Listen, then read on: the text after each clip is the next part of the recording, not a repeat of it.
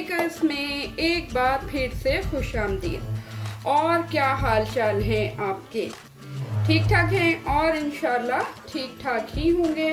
अल्लाह की बेइंतहा रहमतों के साए में होंगे। तो जनाब आज बहुत ही मज़ेदार सी रेसिपी बनाने जा रहे हैं और रेसिपी है पंजाबियों वाला आलू गोश्त। जी हाँ, जो बचपन से आज तक हम खाते आ रहे हैं और बहुत ही मज़े का लगता था जब मदर्स बनाती थी। और आपको याद होगा कि एक दिन मखसूस हुआ करता था, जी आज का दिन तो आलू गोश्त बनना ही बनना। तो जनाब रेसिपी करते हैं स्टार्ट। और यहाँ मैंने लिया है 50 ग्राम यानी आधा किलो के करीब बीफ का गोश्त लिया है। पानी मैंने थोड़ा सा गर्म कर लिया था। यहाँ मैंने इसमें डाला है भर के 1.5 table spoon ginger garlic paste. अच्छा जी, यहाँ मैंने 2 अदर मीडियम साइज के प्याज काट लिए हुए हैं और वो भी डल जाएंगे इसके बीच में। और कोई शेप ऐसी वैसी डालने की जरूरत नहीं है जो अमूमन हो रहा होता है कि इस शेप में उस शेप में, पर जो कुछ भी मिले डालते जाएं इसके बीच में जैसे मर्जी कटा हुआ हो।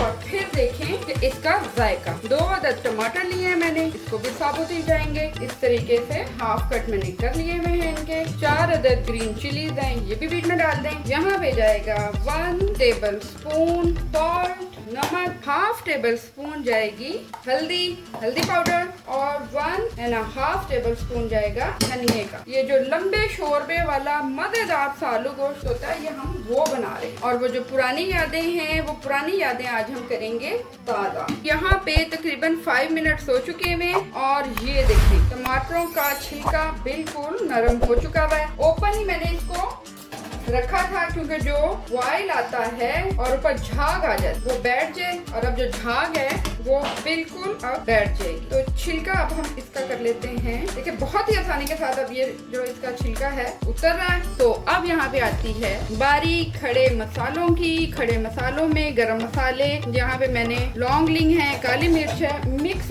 गरम मसाले जो है हमने 1 टेबल स्पून के करीब डाल देने। हम यहाँ पे इसको करेंगे कवर, फ्लेम करेंगे स्लो और स्लो फ्लेम पे तकरीबन 40-45 मिनट के लिए रख देंगे। अच्छा जी, पानी हमने कम ही डालना है पहले क्योंकि शुरू में इतने ज्यादा इसके जो है उबाल आ रहे होते हैं और ये बाहर बेताब हो रहा होता है गिरने के लिए। अगर हमें लगा कि पानी अब हमने दोबारा डालना है तो मैं एक बड़े मजे की बात बताऊं आपको कि आपने जब भी गोश्त में, चनों में, दाल में जब भी आपको लगे पानी हमने और ऐड करना है तो आपने बॉईल करके पानी डालना है। मतलब अच्छा तेज गरम करके, उबाल ना भी आए तो अच्छा तेज वाला गरम करके आपने डालना है। क्योंकि अगर आपने ठंडा पानी डाल दिया तो जहाँ पे 45 मिनट लगेंगे वहाँ पे आपके 3 घंटे भी लग सकते हैं। और गोश्त होगा या चने होगा वो बस फिर आपको पागल कर देंगे और वो गलेंगे नहीं। तो जहाँ लगेगा कि इसमें पानी कम है और अभी हमारा गोश्त नहीं गला तो हम क्या करेंगे, हम इसको तकरीबन आधे गिलास के करीब पानी और डाल लेंगे। बिस्मिल्लाहिर्रहमानिर्रहीम। और यहाँ पे हमारा गोश्त बहुत ही ज़बरदस्त सा टेंडर हो चुका हुआ है। तो चलें अब हम इसको ज़रा मिक्स कर लेते हैं।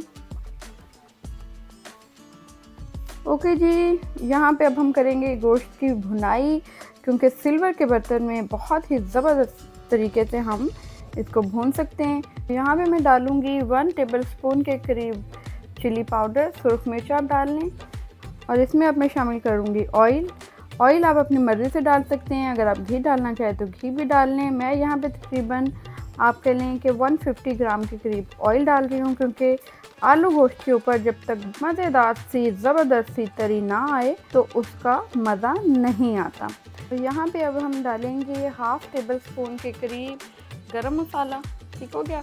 और अब हम इसको अच्छे तरीके से डोई की मदद से भून लेते हैं। लकड़ी के चम्मच से या डोई से अगर हम इसकी भुनाई करेंगे तो कमाल किस्म का जो है ये पेस्ट बन जाएगा। जो हम कह रहे होते हैं कि ये हमने आलू गोश्त बनाया है या हमने कोई भी इस तरीके का शोरबे का सालन बनाया है। और शोरबे के सालन में होता क्या है कि प्याज खड़ी खड़ी नज़र आ रही होती है। तो जब हम इसको अच्छी तरह से भूनते हैं इसी तरह के लकड़ी के चम्मच के साथ तो प्याज बिल्कुल जो है वो यकजान और मसाला बड़ा ज़बरदस्त सा हो जाता है। ठीक हो गया। और यहाँ पे मैंने तकरीबन आप कह लें कि 1 टीस्पून के करीब कलर के लिए, ताकि आलू गोश्त का जो कलर है वो बड़ा ज़बरदस्त आए, उसके लिए मैंने 1 टीस्पून डाल रही हूँ मैं यहाँ पर कश्मीरी लाल मिर्च, ठीक है, ऑप्शनल है, आप डालना चाहें तो डाल लें, अगर आप नहीं डालना चाह रहे हैं तो इसको स्किप भी कर सकते हैं। लेकिन इससे होगा क्या कि आपके आलू गोश्त का कलर बहुत ज़बरदस्त आएगा, ठीक है। तो चलें अब इसको और अच्छी तरीके से भून लेते हैं, और भुनाई हम करेंगे कोई 10 to 15 मिनट के करीब। थोड़ा थोड़ा सा पानी डालना चाहते हैं तो डालते जाएं, अगर नहीं तो आप इसी को अच्छे तरीके से भून लें। ओके जी, तकरीबन 10 to 15 मिनट के करीब मैंने इसको बहुत ही ज़बरदस्त सा करके भून लिया हुआ है। और ये देखें मसाला जो है बिल्कुल यकजान हो गया, और इसका जो तरी है, घी है, ऑयल बिल्कुल सेपरेट ऊपर की तरफ आ गया, ठीक है। और यहाँ पे हम इसमें शामिल करेंगे दही। दही को मैंने अच्छे से फेंट लिया है, 100 ग्राम के करीब ये दही है, लेकिन इसको पहले आप अच्छे से बीट कर लें। और बीट करने के बाद अब हम इसमें ये जो दही है वो शामिल कर देंगे, ठीक है। और इसको अच्छे तरीके से अब हम मिक्स करके भून लेंगे, ठीक हो गया। ओके, और 5 से 6 मिनट के करीब मैंने इसको दही डाल के अच्छे से भून लिया हुआ है। अब हम इसमें शामिल कर लेंगे पानी।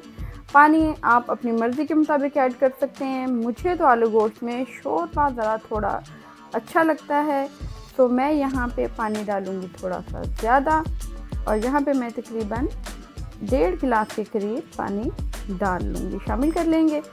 यहाँ पे मैंने लिए हैं हाफ़ kg के करीब आलू लिए हैं, और आलू को ये देखें मैंने छील के बड़े बड़े साइज़ के इसके पीसेस कर लिए हैं, यानी कि एक आलू के 4 पीस मैंने कर लिए हुए हैं। और बड़े बड़े आलू बहुत ही मज़ेदार लगते हैं आलू गोश्त में। और मिक्स कर लेंगे। मिक्स करने के बाद हम इसे ऑलमोस्ट आप कह लें 15 मिनट्स के लिए कवर करके पकने देंगे, तब तक जब तक कि हमारे आलू जो हैं वो बहुत ही ज़बरदस्त तरीके से गल ना जाए, ठीक है। तकरीबन 8 to 10 मिनट हो चुके हुए हैं। दरमियान में मैंने आलू चेक किए थे, आलू बहुत ही ज़बरदस्त गल चुके हुए हैं, ये देखिए। और यहाँ शोरबा आप अपनी मर्ज़ी का रख सकते हैं, जितना आप चाहें। आलू गोश्त है तो शोरबा तो बनता है, और इसको आप खमीरी रोटी के साथ खाएं, सादा रोटी के साथ खाएं, चावलों के ऊपर डाल के खाएं, या फिर आप सुबह में बड़े मज़ेदार से पराठे बनाएं और पराठों के साथ खाएं। चलें जी, यहाँ पे हम करते हैं थोड़ा गार्निश, और यहाँ डालती हूँ धनिया। ये देखिए धनिया की पत्तियाँ डाल चुकी हूँ मैं। मिक्स करते हैं, और ये फ्लेम को कर देंगे ऑफ। ओके जी, तो फाइनली पंजाब स्पेशल आलू गोश्त हो चुका है रेडी, और पंजाबियों की ये है जान। तो इसको बनाएं और पूरे घर को करें आप खुश। और मेरे चैनल को लाइक, सब्सक्राइब और बेल आइकन दबाना ना भूलें। और कमेंट्स मुझे आपके मिलते हैं, मुझे बहुत ज़्यादा अच्छा लगता है कि आप मुझे कमेंट करते हैं। तो इसी तरह मेरे साथ बने रहें, और कल मिलते हैं एक नई बहुत ही ज़बरदस्त डिश के साथ।